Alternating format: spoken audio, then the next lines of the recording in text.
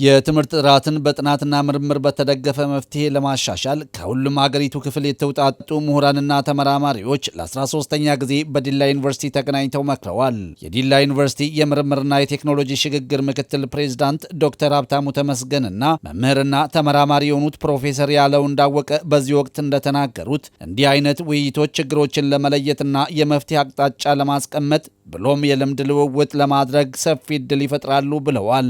ለተለያዩ ተቋማት ለተለያየ ፖሊሲ ግብአት እንዲውል በመድረክ በይፋ መቅረብ መተቸት ይኖርበታል። እነዚህ ነገሮች በሙሉ የመማማሪያም ነው፣ የምርምር ውጤት ማሳወቂያም ነው፣ ለፖሊሲ ግብአት ማድረሻ ፕላትፎርምም ነው ማለት ነው። ኮንፈረንስ የትምህርት ጥራት ያለበትን ደረጃ የተለያዩ ተመራማሪዎች በመለየት ለትምህርት ጥራት መሻሻል አስተዋጽኦ ያደርጋሉ ተብሎ የሚታሰቡ የመፍትሄ ሀሳቦችን በጋራ ለመወያየትና በሀገሪቱ ውስጥ ያለውን የትምህርት ችግር ወይም በርካታ ችግሮች ናቸው። በእርግጥ አንድ ችግር አይደለም። እነዛ ችግሮች መፍትሄ ሊኖራቸው እንደሚችል ለማመላከት ለሚመለከታቸውም አካላት በተለይ ለፖሊሲ አውጪዎች ግብዓት የሚሆኑ ነገሮችን ማቅረብና እዚህ የተሰበሰቡን በአብዛኛው የትምህርት ማህበረሰብ ስለሆነ የተማሪዎችን የትምህርት አቀባበል የተማሪዎችን ስብዕና በመገንባት ሂደት የራሱን ሚና ለመጫወት ማስቻል ነው። ትምህርት የሁሉም መሰረት ነው ያሉት በጉባኤው ላይ ተገኝተው የምርምር ስራቸውን ያቀረቡትና ተሞክሯቸውን ያካፈሉት ፕሮፌሰር አብዱ ከሊል ኢድሪስና ፕሮፌሰር ያለው እንዳወቀ እንደገለጹት የበለጸገች ሀገር የሰለጠነና በስነ ምግባር የታነጸ ዜጋ ለመገንባት ጥራት ያለው ትምህርት ፋይዳው የጎላ እንደሆነ ተናግረዋል። ትምህርት የሁሉ ነገር መሰረት ማለት ትችላለን።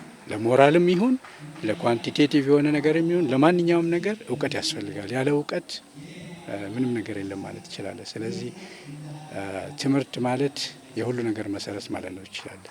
በትምህርት እውቀት ብቻ አይደለም፣ ክህሎት ብቻ አይደለም፣ ወይም ደግሞ አመለካከት ብቻ አይደለም የሚቀረጸው። ኢኮኖሚክ አስተሳሰብህ በትምህርት ውስጥ አንተ ገንዘብ ስታገኝ እንዴት ነው የምታጠፋው?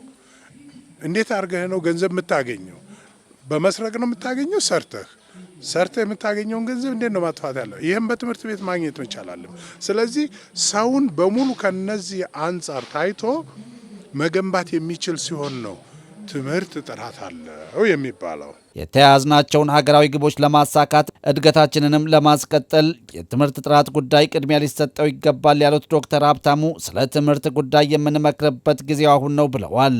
ለነገ የሀገሪቱ ዕጣ ፈንታ ትምህርት እውቀት ወሳኝ ስለሆነ እዚህ እንደ አጠቃላይ መድረክ መፍጠር፣ ውይይት መፍጠር፣ መገናኘት፣ መከራከር የሚያስፈልግ ጊዜ ነው።